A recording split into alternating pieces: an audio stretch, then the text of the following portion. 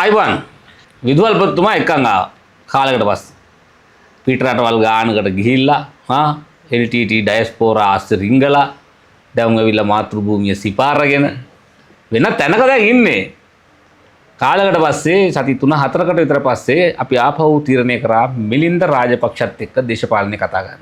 ආයිබන් මිලි. ආයිබන් මම මුලින්ම කියන්න ඕනේ යුරෝපෙදි මට හම්බුණු බොහෝ අය ඔයාට දෙන්න කියලා මං හිතන්නේ රටවල් හැම එකම එක්කනා ගානේ වගේ දුන්නු චොක්ලට් ටික ගෙනල්ලා ඒ ටික බාර දුන්නා ඒ ටික ස්ටුඩියෝ එකට ගෙනල්ලා අපි ඊට බාර දුන්න විත්තිය මුලින්ම මම මෙතන ප්‍රකාශ කරලා ඉන්න ඕනේ. ඔව් ඒක ඇත්තක්. ඒක ඇත්තක්. ඒක ඇත්තක්. ඒ ඇත්ත නම් අනුර කුමාර කියනවත් ඇත්තද? ඔව්. ඒව ඇත්ත නම් මෙලට අනුර කුමාර මහත්තයා කියනවත් ඇත්ත වෙන්න ඕනේ. ඒ එන්න මම ඉදිරියට මේක අහන හැමෝටම කියන්නේ මොන්න රටකදී මොන්න නගරයකදී මිලින්ද හවු වුණාට පස්සේ අභීතට මේක දෙන්න කියලා මිලින්දට දෙයක් දෙන්න එපා මම ඇවිල්ලා ගන්නම් ওই රටට කවදා හරි ඒක වඩා ලාභයි ඒක ලේසි ඒ නිසා මට අභීතට දෙන්න කියලා මිලින්දට දෙයක් දෙන්න එපා හරි උගත් පාඩම් යටතේ උගත් පාඩම් අනිත් එක හරි පරිස්සමෙන් ගෙනල්ලා දෙනවනේ කස්ටම් මෙම ගෙවලා වතු ගෙවලා ඒව ගැන බලාපොරොත්තු වෙන්නේ නැහැ මිලි මේ පහුගිය දවස්වල ලොකුවටම ඇදිච්ච ප්‍රශ්නේ ඔයා LTT බාලව හම්බුනේ ඇයි මොකද්ද මේක කරන්න කියන කාරණේ ඔහු විසින් LTT ඩයස්පෝරාව දැඩිව නියෝජනය කරලා තියෙනවා එතකොට අපි දන්නවා නෝවේ රට සම්පූර්ණයෙන් මේ මතවාදය ගෙනියන්න කටයුතු කරලා තියෙනවා ඒ මදිවට කනට ගහනවා වගේ ෆොටෝ එකක් ගහලා Facebook දානවා අර ඒවා එහෙම මේ ලීක් වෙලා නෙමෙයි මමම දාලා ඒක අර මම අර ආණ්ඩුකාරතුමත් එක්ක ගත්තා ෆොටෝ එකක් දැම්මා වගේ හරි මොකද්ද මේ හොටපටේ මොකද්ද මේ බාලත් එක්ක කරේ ඒ කවුද ඒ බාලා එන්න සිටියේ මේ එතෙන් එන්න කලින් මම ඉතුරු රටවල් දෙකත් කවර් කරගෙන එතෙන් එන්නම් අපිට ඒතකොට මේක පහසුයි තේරුම් ගන්න මම ඇත්තටම වෘත්තීයමය කටයුත්තකට ගියේ ෆින්ලන්තේ කියන රටට. ඔයා දන්නවද ඒ රටට පහුගිය අවුරුදු 4-5 ඇතුළත විතරක් ශ්‍රී ලාංකිකයෝ 5000කට ආසන්න විශේෂයෙන්ම තරුණ වෘත්තීයවේදීන් සංක්‍රමණය වෙලා තියෙනවා ඉගෙන ගන්න. මම ගිය වැඩේ ඒ රටේ අධ්‍යාපන අමාත්‍යාංශය සමග කරපු වැඩක්. නමුත් මං අපේ බයිතක්සලාව බලන ඕගොල්ලන්ව බලන ගොඩක් අය හම්බුණා. එයාපෝට් එකේ ඉඳන් කෑම ටික කන අපේ ජගත් අයියාගේ රෙස්ටුරන්ට් එකේ ඉඳන් ඒ හැම දෙයක්ම අපේ ශ්‍රී ලාංකික ප්‍රජාවත් එක්ක ගනුදෙනු කරා අර වැඩේට අමතරව. ඒක හරිම සුන්දර අත්දැකීමක් මේ රටට ආදරේ අපේ දේශපාලන කඳවුර නියෝජනය කරන ඒ ප්‍රවාහයේ ඉන්න විශාල පිරිසක් හම්බුණා. මම ෆොටෝ දෙක තුනක් ඒවත් ඔයාලට ප්‍රෝග්‍රෑම් එකේ දාන්න පුළුවන්. ඒ කියන්නේ හැමෝම ඔයාගෙත් ලොකු ෆෑන්ස් ලා ඒකයි. මම දාන්න. එතකොට ඊළඟට අභිතයි මම එතනින් මේ යන්නේ ෆොටෝස් ඔව් එතනින් මම මේ වැඩේ ඉවරුණාම ගියා අපේ චන්දු අයියලා එහෙම ඉන්නේ ස්ටොක්හෝම් වලට මේ යුරෝපයේ මේ සිංහල ප්‍රජාවගේ තියෙන එක වැදගත් කටයුත්තක් තමයි එහෙ ඉන්න දෙමළ ප්‍රජාව LTT නියෝජනය කරලා බොහෝ වෙලාවට LTT ඩයස්පෝරාව නියෝජනය කරමින් සහාය දුන්නා වගේම අපිට මානව හිමිකම් ප්‍රශ්නේදී අපේ ෆ්‍රන්ට් ලයින් එක යුරෝපයේ වෙච්ච ශ්‍රී ලාංකිකයෝ දැන් චන්දු අයියා ගත්තොත් චන්දු අයියා ජිනීවා වලට ගිහිල්ලා කතා පවත්වලා තියෙනවා අපි ඩෙන්මාර්ක් වලට ගිහිල්ලා අපේ සෑම් අයියා ගත්තොත් ඌ ගිහිල්ලා රණ්ඩු වෙලා ඌ අරකින් එළියටත් ඇදලා දාලා දෙනවා පොලිසියේ. දැන් මේ ඒ වගේ මිනිස්සු මුන් මේ එහෙ ගිහිල්ලා ජීවත් වෙන්නේ අපේ ප්‍රශ්න අපේ මේවත් එක තමයි ජීවත් වෙන්නේ. එතකොට ස්ටොක්හෝම් වලදීත් මට හම්බුණා අපේ ශ්‍රී ලංකාවේ විශාල පිරිසක් චන්දු අයියා කෝඩිනේට් කරලා අපි හම්බුණා අපේ කතා බහ කරා මාලිමාවට ඡන්ද දුන්න අයත් හම්බුණා. මේ කවුරුත් හැමදාම අපි ළඟ මිටුනේ මේ අපිට ආදරේ මිනිස්සු නමුත් විවිධ හේතු මත එහෙට මෙහෙට ගිහිලා නමුත් ඇත්ත තේරුම් ගත්ත අය ඊට පස්සේ එතනින් තමයි ඔස්ලෝ වලට ගියේ. එතනින් තමයි නෝර්වේ වලට ගියේ. නෝර්වේ වලට ගියාම දැන් ඔස්ලෝ වල තමයි අභිතයේ මේ සංවිධානාත්මක වැඩක් ලෑස්ති කරේ. මම ඒකට ස්තුතිවන්ත වෙනවා. ඔය අපේ රේණුකා කලා, සුනේත්‍රා කලා, එතකොට අපේ සෑහෙන කාලයක් මම දන්නේ නෝර්වේ වල හැම වෙලාවෙම රට වෙනුවෙන් යුද්ධ පටන් ගත්ත දහින්දා පටන් ගත්ත දවස් ගේමේ තමයි හිටියේ. ගේමේ තමයි හිටියේ. එතකොට මම හිතන්නේ රේණුකාගේ සහෝදරයෙකුත් මිය ගියා දෙහිවල බෝම්බෙන්. ඊළඟට ඩොක්ටර් තිලිනි හස්බන්ඩ් ඊළඟට අපේ ඔය පරණ අය ඉන්න අපේ විමල් ඇමතුමාගේ යාළුවෝ එහෙ ඉන්න වජිත් අයියලා වංශල ඒ සියලුම දෙනා එකතු කරලා එළිය ඉවෙන්ට් එකක් කරා අපිට කතා කරන්න හම්බෙලා කතා දැන් අපේ රටේ දේශපාලනේ අපි ළඟ තියෙන තොරතුරු අලුත්නේ ඒ සංවාදේ කරන්න. හැබැයි නෝර්වේ වලදී මම මූණ දුන්නු අනිත් රටවල මූණ නොදුන්න අත්දැකීම තමයි නෝර්වේ වල ඉන්න ලොකුම ඩයස්පෝරා කමියුනිටි එක බල්ලවත්ම ඩයස්පෝරා කමියුනිටි එක මුළු ලෝකෙම ඉන්න ඩයස්පෝරා වලින් ටැමිල් ඩයස්පෝරා කමියුනිටි එක. ඒ කියන්නේ හේන ඉන්නවා යුක්‍රේනියන්ලා ඉන්නවා සිරියන්ලා ඉන්නවා හැමෝම ඉන්නවා. ඒ හැමෝටම වඩා බලවත් දෙමළ කමියුනිටි එක. ඒගොල්ලෝ ගොඩාක් පරණයි. ඒ අය පාර්ලිමේන්තුවේ ඉඳන් අමාත්‍යංශ ලේකම් ධූරයේ ඉඳන් දොස්තරකමේ ඉඳන් කොහොවිලේ පූජාරී ඉඳන් හැම තනතුරකම ඒගොල්ලෝ ඉන්නවා. දැන් අර මට එක්කෙනෙක් කිව්වා ඔස්ලෝ වල කියනවලු මේ කොහොමද එයාලගේ සමාජයට ඉන්ටිග්‍රේට් වෙන්නේ කියලා ඉගෙන ගන්න ඕන නම් දෙමළයිගේ ඉගෙන ගන්න කියලා. එච්චර ඉන්ටිග්‍රේට් වෙලා. එතකොට ඒගොල්ලෝ 15000ක් විතර. ඉතින් ඒ 83 වගේ ගිය අය ඉතින් ඒ ගොඩක් අය බලපුවාම ඒ සපත්තු දෙකට බැහැලා බලපුවාම සහ ඒගොල්ලෝ ගොඩක් උතුරෙන් ගිය අය ඒගොල්ලෝ කාලයක් තිස්සේ LTT එකට සහයෝගය දීලා තියෙනවා. සමහරු කැමැත්තෙන් සමහරු අකමැත්තෙන් සමහරු choice එකක් නැති හින්දා ඉතින් විවිධ විදිහට විවිධ අය සහාය දීලා තියෙනවා. හැබැයි අභිතයි 2009 මහින්ද රාජපක්ෂ කියලා නායකයෙක් ඇවිල්ලා මේක ඉවර කරා. ඒ ඉවර කරාට පස්සේ මේ දියුණු සමාජවල ලක්ෂණයක් තමයි. මොකද එහින සිංහල මිනිස්සු දියුණුවද රේණුකක ගත්තොත් ආචාර උපාධියක් තියෙන කෙනෙක්. ඒ වගේ මේ බාලලා එක රණ්ඩු වෙච්ච අය හැමදාම වලි මරාගත්ත කට්ටිය. හැබැයි මහින්ද රාජපක්ෂ යුද්ධ ඉවර කරාට පස්සේ මහින්ද ජනාධිපතිතුමා මෙහි ස්ටේජ් එක නැගලා කියවුවට පස්සේ මෙතනින් ආට එක රටයි තියෙන්නේ කියලා ඒක ඒ මිනිස්සුන් ඔළුවටත් ගියා. එතනින් එහාට බාලත් දන්නවා ආයේ LTT සංවිධානයක් හදන්න බෑ. ආයේ කරුත් ආයුධ ගන්න බෑ. ඒ වගේ මේගොල්ලන්ගේ හදවත් වල යාලා දන්නවා. තමන්ගේ මුණුබිරියෝ ආයේ සයිනයිට් කරලා කරේ දාපු ළමා සොල්දාදුව වෙන්නේ නැහැ කියලා. බාලගේ ඥාති දුවෙක් ඉන්නවා නම් එයාගේ බඩේ බෝම්බයක් බඳලා යුද්ධ කරන්න මරාගෙන මැරෙන්න මේ පිටකොටුවට යන්නේ නැහැ කියලා දන්නවා. ඉතින් ඒ වරමරන් දුන්නේ කවුද? මේ මහින්ද රාජපක්ෂ. ඒ වගේම රේණුකක් කළා දන්නවා අපේ මේ මහින්ද ජනාධිපතිතුමා තමයි ඡන්දේ පරදිනවා කියලා දැන උතුරේ පළාත් සභා ඡන්දයක් තියලා TN එකට බලය දුන්නේ. පැහැදිලි. ඒ වගේම දකුණට වඩා කෝටි ප්‍රකෝටි ගාණක් වියදම් කරලා පාර්ලිමේ බෝක්කුවේ ලයිට් කණුවේ ඉස්කෝලේ විශ්වවිද්‍යාලේ වරායේ ඉඳන් හැම දෙයක් උතුරට හදලා දුන්නේ. එතකොට ඒ කඳවුරේ උතුරු වසන්ත සහ නැගෙනහිර නවෝදය. වසන්ත නවගිර නවෝදය නේද? උතුරු වසන්තයේ තමයි උතුර නැගෙනහිර නවෝදය තමයි නැගෙනහිර ප්‍රොජෙක්ට් එක. ඉතින් අපි හිතයි ඒ දේශපාලන කඳවුරේ මුණුබුරෙක් විදිහට අපිට නැත්තම් කාටද ලයිසන් එක තියෙන්නේ අනිත් මිනිස්සුත් එක්ක සංවාදයකට එන්න කතා කරන්න. අපිට නැත්තම් කාටද ලයිසන් එක තියෙන්නේ ඒ මිනිස්සුත් එක්ක කතා කරන්න. මේ ඊළඟට මේකේ යට තිබ්බ කමෙන්ට්ස් වල තිබ්බ ප්‍රශ්නයක් තමයි ඕකට මම අහන්න හදන්නේ. නාමල් සහ දමිළ ඩයස්පෝරාව අතර කපුකම කරන්න ගියාද විනින්ද? මං කියන්නේ මං කියන්නේ දෙමළ ඩයස්පෝරාවයි මේ සිංහල අපේ දේශපාලන කඳවුරයි අතර ලොකුම ඩීල් එක ගැහුවේ කවුද අපිටයි? ලොකුම ඩීල් කාර්යය කවුද? ලොකුම ඩීල් එක ගැහුවේ මහින්ද රාජපක්ෂනේ. ඒ ඩීල් එක තමයි ඒ දරුවන්ටයි අපේ සිංහල දරුවන්ටයි දෙගොල්ලන්ටම එක සමාන රටක් හදලා දීලා. ඊට වඩා ඩීල් එකක් තියනවද ගහන්න? ඊට වඩා කාටද කියලා කපුකමක් කරන්න පුළුවන්ද? ඒක තමයි ලොකුම කපුකම. ඒ වගේ මතක තියාගන්න ඕනේ නාමල් රාජපක්ෂ අපේ දේශපාලන කඳවුරට දෙන පුළුල් නායකත්වයේ ඇතුලේ කවුරු හරි බල කරනවා නම් එයාව සිංහල අන්තවාදියෙක් බෞද්ධ අන්තවාදියෙක් සිංහල බෞද්ධයන්ගේ විතරක් නායකයා එහෙම කරන්න ඒක අපේ දේශපාලන කඳවුරේ වැඩක් නෙමෙයි ඒක NPP එකේ වැඩක්. මොකද මට ආරංචි වුණා ඔය බාලසිංහම් මහත්තයාගේ ඔය මම දාපු ෆොටෝ එක එයා මම දැනගත්තාම එයා 2003 තමයි මුලින්ම ඔස්ලෝ මහනගර සභාවට එයි ඔය ඔයා දන්නවනේ බලය බෙදීම නගර සභාවේ බලවත්ම. එතකොට මම කිව්වා මම කොළඹ මහනගර සභාවේ හිටපු മന്ത്രി කෙනෙක් ඉඳ මං ආසයි නගර සභාව බලන්න යන්න කියලා. ඊට පස්සේ එයා මට කිව්වා මම മന്ത്രി තාම මම එක්කයි යන්න මොකද නොබෙල් සාමතයාගේ දෙන්නේ අපේ සිටි හෝල් එකේ. ඉතින් ඔයා මේක බලන්න ආස වෙයි කියලා මුළු නගර සභාවෙම ට්‍රිප් එකක් දුන්නා. ඒ නගර සභාවේ තියෙන ලස්සනම ෆොටෝ එක තමයි රජතුමාගේ ෆොටෝ එක. ඒකයට තමයි මම ෆොටෝ එක ගාවේ මම හිතලා මම මේ ෆොටෝ එක දානවා. මේ ෆොටෝ එක මම හංගන් හිටියනම් ඔය කිසි සාකච්ඡාවක් නැහැ යාට. පැහැදිලිව. ඔව්. මොකද හංගන්න දෙයක් නැහැ අභිතයියේ. අපෙත් නැහැ නේද? ඔව් හංගන්න මොනවද අපිට තියෙන්නේ? ඒ හින්දා තමයි මම මේ ෆොටෝ එක දැම්මේ. දාලා මම තීරණය කළේ නාමල් රාජපක්ෂ කරන දේශපාලනය ඊටාම පුළුල් දේශපාලනයක් බව ලෝකෙට කියන්න. ඒක අපේ කඳවුරයටත් වඩා කලින්ම තේරුම් ගත්තා ජනාධිපති මාධ්‍යංශය. ඔව් ටක් ගාලා ගත්තා. ජනාධිපති මාධ්‍යංශය අර හැලි ලියන කොල්ලෝ ඉන්නවනේ ඒගොල්ලෝ.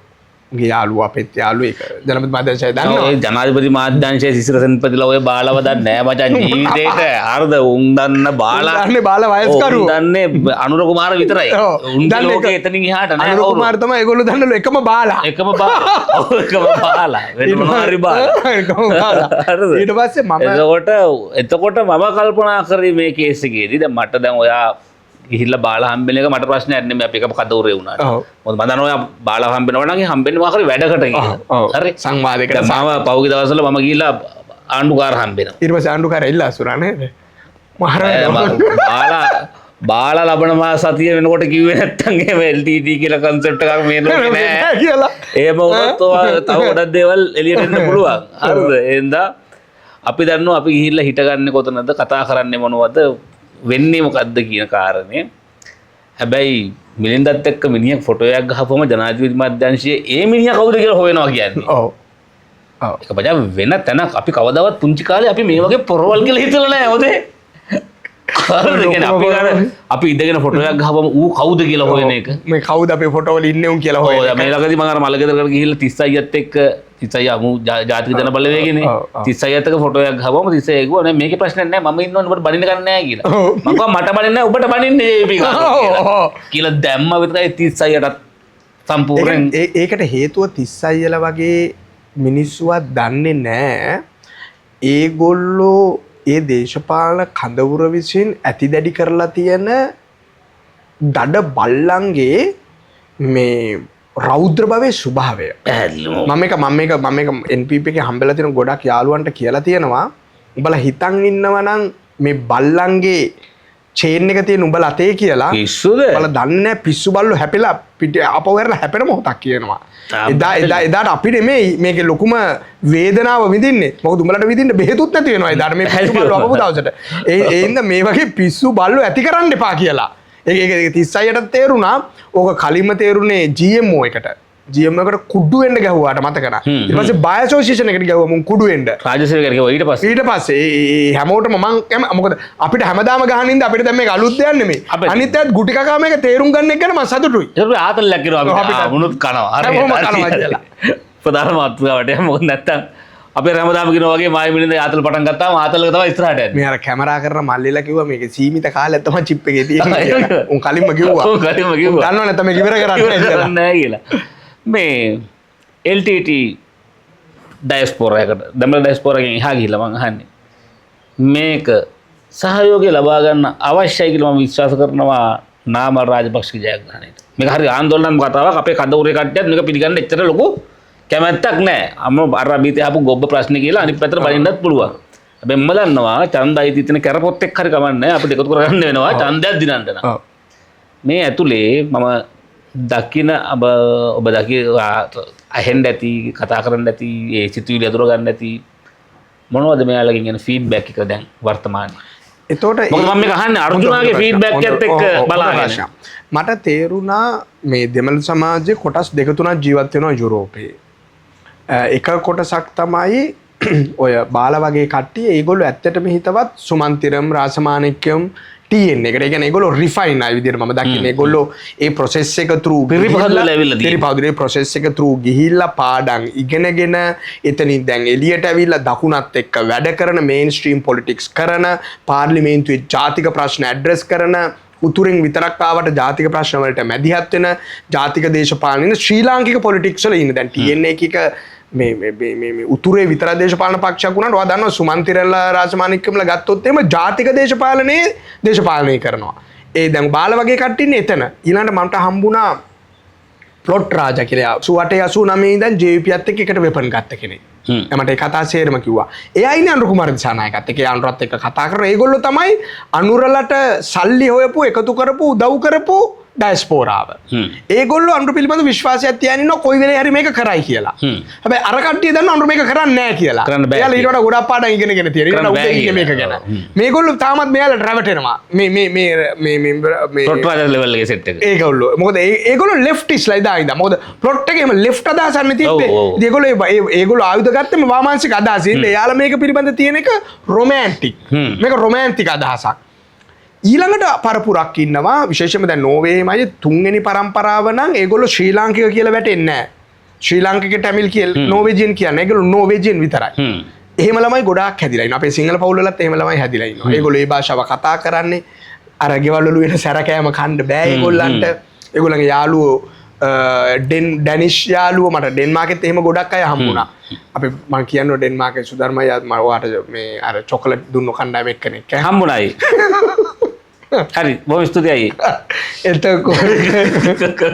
එතකොට මේ ඒ දරුවෝ ඩැනිෂ් උන් ක්‍රිකට් දන්න උන් ෆුට්බෝල් ගහන්නේ. දැන් ගුඩ් ෆුට්බෝල් ප්ලේයර්ස්ලා. ඒ වොන්ද ෆුට්බෝල් ප්ලේයර්ස්ලා. එයාලගේ ළමයි. එතකොට අයියේ මේ හරි ලස්සන ළමයි හැමෝගෙම ළමයි මික්ස් ළමයිනේ ගොඩක් අය.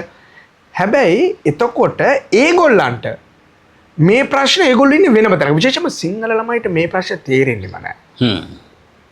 හැබැයි දෙමළ ළමයි ඊට වඩා ඒගොල්ලන් ඔළුවලට ගිහිලා තියෙනවා දේවල්. මොකද එතන ඉන්ස්ටිටියුෂනල් වැඩක් හදලා තියෙනවා ඒගොල්ලෝ ඒගොල්ලන්ගේ සංස්කෘතිය ඉස්සරහට ගෙනියන්න. අපේ එහෙම වැඩක් නැහැ. දැන් හොඳ වෙලාවට ස්ටොක්හෝම් පන්සල තියෙනවා, ඔස්ලෝ පන්සල තියෙනවා. මට හම්බුණානේ. ඒ රටවල තියෙනවා ජේපී පන්සල්. ඒ වගේ අය මේ කිසිම සංස්කෘතික වැඩක් වෙන්නේ නැහැ. ඒක මාරයි. නමුත් ඒ වගේ අර පන්සල් වල ඒක වෙනවා. දැන් උදාහරණයකට මම මේකත් කරන දැන් උදාහරණයක් මම දැක්කා සහන් රන් වල අපේ. ඔව්. සහන් රන් වල පටන් අරන් තියෙනවා වැඩක් ඒ සංස්කෘතික පාසලක් හදන්න ලෝකෙම ඉන්න දරුවන්ට. ලෝකෙම ඉන්න දරුවන්ට. ඒක දැක්කම මට මාර සතුටක් ඇදුණා. මොකද ඉන්දියාව, දෙමළ අය ඒගොල්ලෝ ඒවා කරගෙන යනවා ජපානේ. ඒතර ලෝකෙ කොහේ ඉපදුනත් කොහේ හැදුනත් තමන්ගේ සංස්කෘතිය රවතන ලංකාවේ ඕනෑම ජපන් දරුවෙක් ලංකාවේ ජීවත් වෙනවා. බලන්න ඒගොල්ලෝ කරාටි ඉගෙන ගන්නවා. මොකද ඒක සංස්කෘතිය රණන්නේ කරන්නේ. ලෝකේ ඕනෑම රටක ඉපදෙන ඉන්දියානු ළමයෙකුට ඉන්දියාවට ඕන වෙලාවක ඇවිල්ලා ඉගෙන ගන්න දේවල් කරන්න සංස්කෘතිය ඉගෙන ගන්න ක්‍රම හදලා තියෙනවා. අපේ එහෙම නෑනේ. අපේ එහෙම දෙයක් නෑ. අපේ ඒදරුවෙකුට මේ සිස්ටම් එකට ඉන්ටිග්‍රේට් වෙන්න බෑනේ. අපේ ඕනම රටක ඕනම සිංහල දරුවෙකුට සිංහල කුණුහරුප ටික උගන්නන්න සිස්ටම් එකක් හදලා තියෙනවා. නේද? ඕන පොඩි එකෙක් දන්නවනේ. ඔකනේ ලංකාවේ ඉඳන් අවුරුදු 20 22 පිටරට ගිහින් ඉන්න අයගේ පොඩි මේ අවුරුදු 3 4 ළමයි කතා කරවුවා. උන් දන්නේ ඔච්චර ඒ ටික කියන්න විතරයි. ඒක හරි හොඳ ආරම්භයක්. අපි ඉතින් පොසිටිව් නේ ගන්න. පොසිටිව් නේ ගන්න. ඉතින් මේ අර්බුදේ තියෙනවා. මේ අර්බුදේ තියෙනවා. ඒක ඒ දෙමළ ප්‍රජාවන් ගොඩක් ඉන්නවා. ඊළඟට මේ ඒ දෙමළ ප්‍රජාව කැමති ආයේ ගිහිලා යාපනයේ මුලතිව් කිලිනොච්චි හදන්න නෙමෙයි. පැහැදිලි. ඒගොල්ලෝ කැමති මේන් ස්ට්‍රීම් වැඩේට එන්න. එයාලත් කැමති කොළඹ ඉන්වෙස්ට් කරන්න. එයාලත් කැමති වැල්ලවත්තේ හරි කොයි හරි අපාර්ට්මන්ට් එකක් ගන්න. දැන් වැල්ලවත්තේ දැන් නැහැ. ඔව් වැල්ලවත්තේ ඉඩම් ගන්න හම්බෙන්නේ නැහැ. දැන් ආයේ නැහැ ඒ වගේ. එතකොට එයාලා කැමති කොළඹ මේන් ස්ට්‍රීම් පොලිටික්ස් වල කොහාට හරි සම්බන්ධ වෙන්න. ඉතින් මම හිතනවා අපේ දකුණේ දේශපාලන පක්ෂවලට ලොකු වගකීමක් තිබෙනවා. ඒ අයව ඇතුල් කරගන්න. මම වදරන මම ඉන්නේ ඔය මේ වෙන්වීමත් දේශපාලන බෙදීමත් එක්ක තමයි මේ බෙදීමේ පැවැත්ම තවදුරටත් ඉස්සරහට යන්නේ. මේ බෙදී උදාහරණයක් විදිහට NPP එක මෙච්චර මේ මෑත ඉතිහාසයේ දුෂ්ටතම විදිහට කවුරු හරි කෙනෙක් ජාතිවාදය පතුරනවා නම් ඒ පතුරවන්නේ මේ ආණ්ඩුව. තාම පැහැදිලි. ඒක කොච්චර දුෂ්ට විදියට කරනවද කියනවනම් ඒගොල්ලෝ එළියේ වෙනුවෙන් කෑ ගහන්නේ. එයාලා කරන්නේ අපි අතර බෙදීමක් තියෙනවා කියන එක පෙන්නන ආකාරයේ වෙනත් ව්‍යාපෘති කරන එක. තාම පැහැදිලි. ඒක මාර ස්ට්‍රැටජික්. ඒක හරිනි මැඩම් වගේ අය ඒකේ ඉන්න ප්‍රධාන නියෝජිතයෝ. එයා දන්නවදවත් දන්නේ එයා කරන ප්‍රොජෙක්ට් එක මොකක්ද කියලා. ඊළඟට ඒ සඳහා තව වෙනත් ගොඩාක් ඉන්ස්ටිටියුෂන්ස් එයාලා පාවිච්චි කරනවා. උදාහරණයක් විදිහට අපි දෙමළ කෙනෙක් හම්බුනහම අන්න කොටි හම්බෙනවා කියලා කියන්නේ ඒ ප්‍රොජෙක්ට් එකට. අපි පුළුවන් තරම් ඈඩ් කරන්න. ඒකට අපි ඒ ඈඩ් කිරීමේ දේශපාලන වාසිය තියෙන එයාලට. ඒ හින්දාම අපි ඒකට අහු වෙන්න හොඳ නැහැ. හැන්සාට් ගත කිරීම. මේකේ සූක්ෂම ක්‍රියා වලින් යන්නේ. මම ඔක උදාහරණයක් මේ මිලින්ද කියන කතාව ඔබට පැහැදිලි මදි නම් මේකට උදාහරණයක් විදිහට මම ඔබට මගේ වැඩසටහන වලදී කිව්වා ගිය අවුරුද්දේ බජට් ස්පීච් එකේදී පළවෙනි වතාවට ලංකාවේ ඒකීය රාජ්‍ය කියන වචනේ වෙනුවට ජනාධිපතිතුමා පාවිච්චි කරා කියලා එක්සත් රාජ්‍ය කියන වචනේ. වචනේ හිතලා ඒක හැන්සාට් ගත කරන්න බලාගෙන කියන කතාව. ඊට පස්සේ තමයි මේ හැන්සාට් ඩොකියුමන්ට් එක අරගෙන ඒක අවශ්‍ය කට්ටිය පෙරහැරේ තියාගෙන ඔලුවට යන්නේ. හිතලා කරන්නේ. ඒ නිසා මේ හරි සූක්ෂම ක්‍රියාවලිය මම මේක කියපු ගමන් මට්ටක් ගාලා ඔලුවට ආපු කෙනා මම මේ ඒක කියන්නේ නැතුව යන එකේ. ඉතින් මෙලි දැන් ඊළඟ සංචාරය කොහෙද? කවුරු හරි ඉතින් ටිකට් එකක් ගන්න තැනකට තමයි අපි යන්නේ. ගන්නකොට මටත් එක ගන්න මෙයාට විතරක් දීවරලා මෙයාතේ පාර්සල් ලෙවන්න ගිහිල්ලා ඒ අසාධාරණේ මට කරන්න බෑ. අපි දැන් යන්න කොහේ හරි යන්න ඕන මරත් දැන්. මැද පෙරදිග වගේ. ඔව්. අපි ශ්‍රී ලංකාවේ ගොඩක් ඉන්න තැනකට අපි එන්නම් දවසක තාමික්මන්ට යන්ද? යන්. ශරීරයටත් මොනවා හරි තියෙන්න බෑ නේද? හැමදාම ඩෝබිලගෙන් කුණුවර පහා ඉන්න බෑ නේද? ප්‍රශ්නේ තියෙන්නේ මේ වැඩේ පටන් ගත්තට පස්සේ අපේ ආතල් ඔක්කොම කුඩු වුණා. දියුලානේ මේක. උදේ ඉඳන් හවස් වෙනකම් මේක ඇතුලේ ඉඳලා මේක ජීවිතේ නේද? ඔව් එක යනවා උන්ගේ රටේ කතා අහගෙන කියලා රොළුවනවා ඉන්නත් ඕන වෙන කොටු වෙනවා. ප්‍රශ්න ගොඩක්. එතකොට මම දැන් අද මිලින්දත් එක්ක කතා කරපු කාරණා පැහැදිලි අපි ඉක්මනට ඔබේ රටට එන්න කටයුතු කරන්න ඕස්ට්‍රේලියාවෙන් දැන් ආරාධනා ගොඩක් ඇවිල්ලා තිනවා. යන්න ඕන. ඒකට තාම ඉක්මනට යන්න. අපි එකතු වෙලා යන්නේ. එකතු වෙලා අපිට කොමන් වැඩක් නේ. මං ඉරාජ්ටත් කියන්න අපි දෙන්නෙක් එකතු වෙලා. එකතු වෙලා යන්න. එහෙම මම අද ගියා මං ඉරාජයි කවුද මේ අපි දැන් මං අද ගියා මේ සුරේෂ් සැලේ මහත්මයා වෙනුවෙන් මම මේකට අහන්න ගියා. එහෙමනම් අවසාන වශයෙන් සුරේෂ් සැලේගේ වැඩේට ගියා. මේක මේ මම අහන ප්‍රශ්නේ තමයි සුරේෂ් සලේ සහ ඊබ්‍රහීම් නානා කියන දෙන්න ගමුකෝ. මම මේක හරි ලස්සන ප්‍රශ්නයක් වගේ අහන්නේ. මම ඒ වගේ කුප්ප ප්‍රශ්නනේ අහන්න කැමති වදන්නවනේ. ඔයාට හිතෙන්නේ කොහොමද සුරේෂ් සලේගේ කීම අහලා ඊබ්‍රහීම් තමන්ගේ ළමයි දෙන්න ගෝඨාභය රාජපක්ෂ ජනාධිපතිතුමන් බිලි දුන්නා කියන එක? වෙනවා නම් දරුවෙක් හදන්න ඕන අභිතයියේ ලොකු වුණාම ඉබ්‍රහීම් නානා වගේ වෙන්න. නෑ මම කියන්නේ දෙස්සන්තරලා සිරිලසක බෝල කවුද මචං? මේ දීලා තියෙන මේ ඉබ්‍රහීම් නේ බුදු වෙන්නේ. ඉතින් එතකොට දැන් අද වයස අවුරුදු 18 දී හමුදාවට ගිහිල්ලා හමුදා සේවයේ අවුරුදු 20ක් 30ක් ගත කරලා මේ රටේ හැම දරුණු යුද්ධයකම හැම මිෂන් එකකම ඉඳලා අවසාන යුද්ධෙදී බුද්ධ්‍යංශයේ ප්‍රධානියෙක් විදිහට ඉඳලා හැම කැපකිරීමක්ම කරපු මිනිහගේ කලිසම ගලවලා ලංකට් එක ගලවලා පස්ස පැත්තට බටේ බස්සන දිහා බෝම්බ පුපුරෝලා මේ රටේ මිනිස්සු මරලා ආර්ථිකය වට්ටපු ඉස්ලාම් අන්තවාදී ත්‍රස්තවාදී ලංකාවේ නායකයා ඊබ්‍රහීම් නානා තමන්ගේ වත්කම් ටික ආය පාරක් ආණ්ඩුවෙන් තමන්ට පාවරගෙන ගෙදරට වෙලා කෝපි එකක් බිබී ටීවී එකෙන් බලන් ඉන්නවා සුරේෂ් සලේට වෙන දේ තියා. මොකද්ද මේ රට? එහෙනම් ඔබ සියලු දෙනාට ජය වේවා. අපි ගිහිල්ලා ඉක්මනට එන්න. ඊට වඩා කියන්න දෙයක් නැහැ.